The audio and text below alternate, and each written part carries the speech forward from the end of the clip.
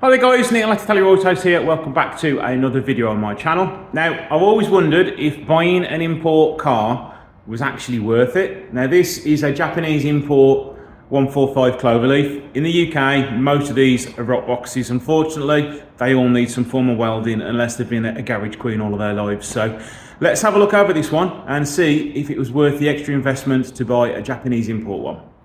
So let's have a look around this beautiful thing. It's in a beautiful blue. It's just like my old 145 Cloverleaf, which was a rock box many years ago. It's a phase one. It's got the aftermarket front splitter on. I don't think that's an Alfa one. I think that's an aftermarket one because of the front holes at the bottom. But I'm sure somebody who knows more will correct me. It looks immaculate, pretty much. Little scratch on the bottom of the door. Is that a scratch? Yes, it is. I mean, even these rubber trims, they normally rust. And the same up here. Oh, a little bit of lack of pit. Oh, okay, bodywork issues. Can you see that? It's bubbling under the paint. Oh, and the roof is as well.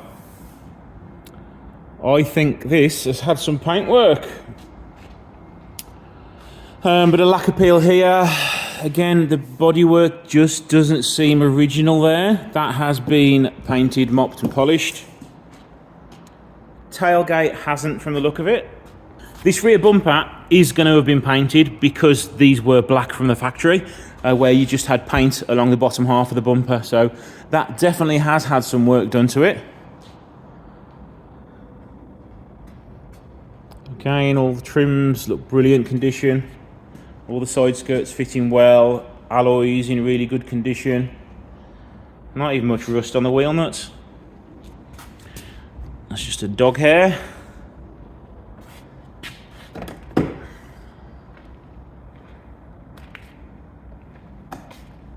Yep, bonnet's been painted as well.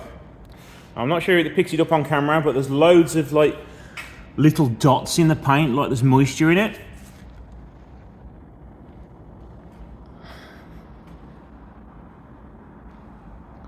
Let's have a look on the interior. Generally, other than door cards and seatwear, the 145 interiors do hold up really well because it's all sort of plastic really, so there's not much to go wrong. So I can see on the door card this trim is coming loose, but they all seem to do it no matter how well the car's looked after. There's a screw in the speaker cover because the clips on the covers normally break, so that's probably holding that in. We have got a little bit of wear on the driver's seat, but how many miles has the vehicle done? It's done 65,000 kilometres, so that's probably about, what, 40,000 miles?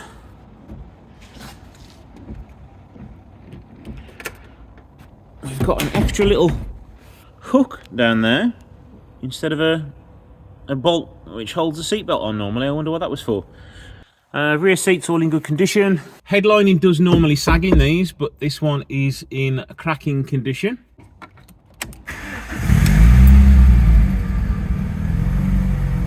Engine sounds good with no variator rattle. No warning lights on the dashboard.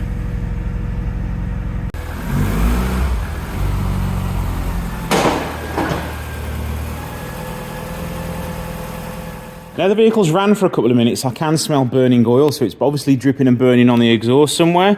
So now it's on the ramp. Let me have a look around the engine bay, and then I'm going to get it up in the air and see if you've got any oil leaks on the underneath. But we've got aftermarket air filter. I would rip that off and put standard back in if you can ever find one. It's got the original blue coolant in it. Everything is all tidy clear. It's got upgraded suspension on it. No rust along the front slam panel. No rust along the chassis legs. No rust on the suspension turrets. Power steering fluid is low. That needs topping up.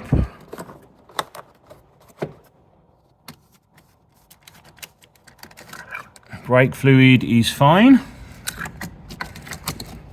Judging by the amount of finger marks on the top of the window, this 145 also suffers where the retaining clip has broken down there, so the window drops down to one side.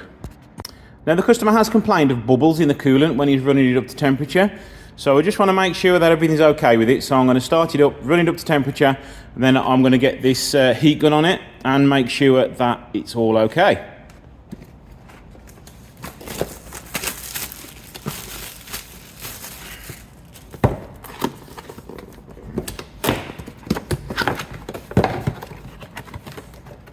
Comes with a cowboy pouch so you can holster your weapon when you use it. This is quite a chunky bit of kit actually. It's the first time I've used this, so it's going to be nice to get it out of the box finally and have a vehicle I can actually use it on.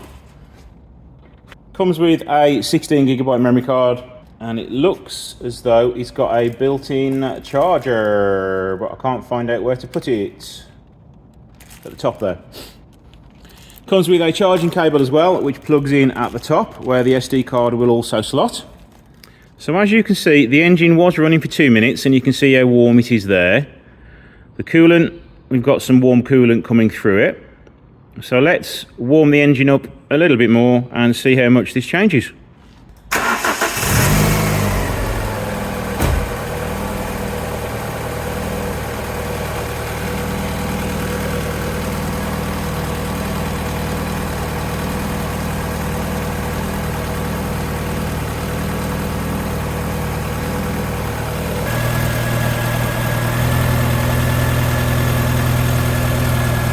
So let's leave this to warm up and see if we can see any faults with the cooling system with it.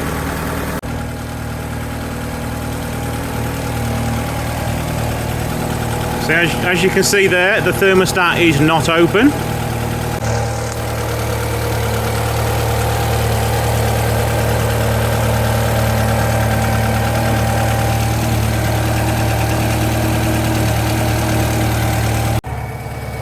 Now, as you can see, the thermostat has now opened. It is starting to warm up.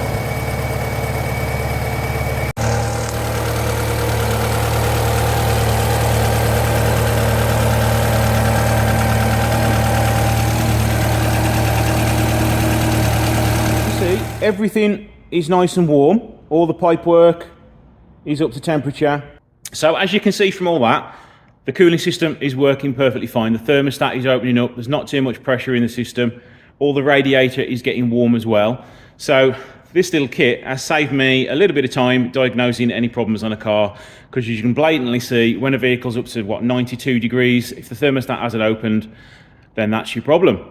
So there you go, a pretty good bit of kit. I'm glad I've got that. It's going to come in very handy. I will leave a link to where I've got it from in the description below. So now we know the engine's all okay and the cooling system's all okay. Let's get it up in the air and see how much rust's on this bad boy. So this is nigh on a 25-year-old car, and it has no rust underneath the arches and no rust at the top of the suspension wells either. No rust on the inner edges of the front wing.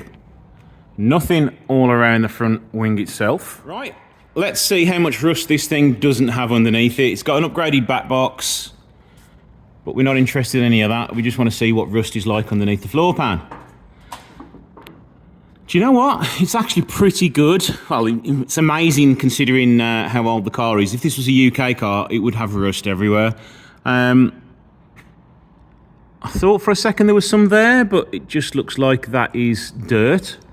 Maybe the tiniest smidge there. But all the sills, totally rust free.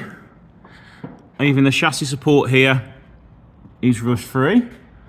A little bit of corrosion and rust on the aluminium heat shields.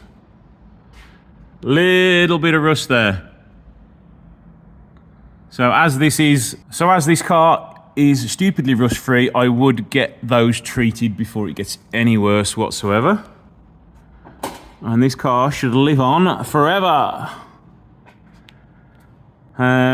The front washer jets are blocked off because it doesn't have any on this. I don't remember rightly, I could be wrong.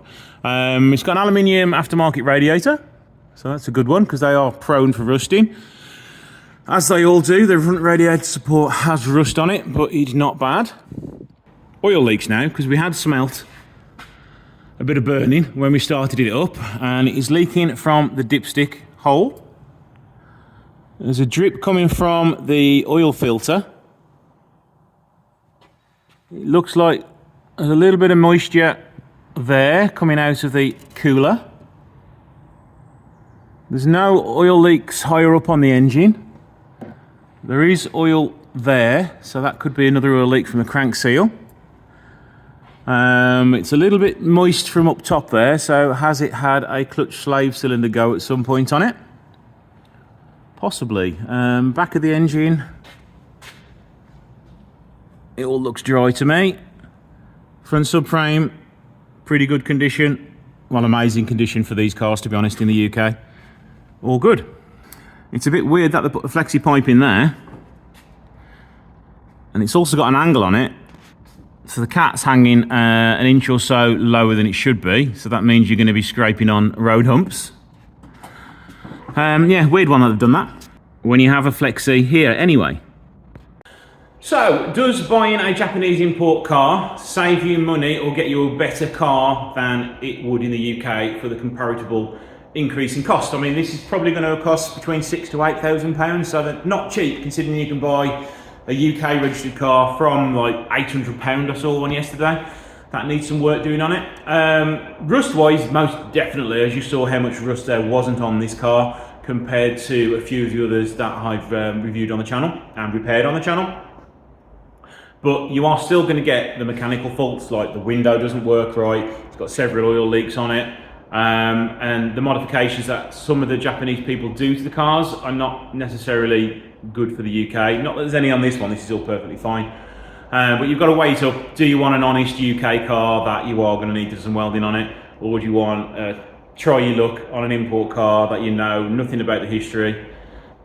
It depends on how much you want to spend and how much you love 145s. I love 145s, and if I could get one cheap enough, I'd happily have a Japanese import 145 cloverleaf. So there you go. You comment in the description below and let me know what you think of this car and that little heat gun thing as well. And don't forget to like, share and subscribe, and I'll see you in the next video.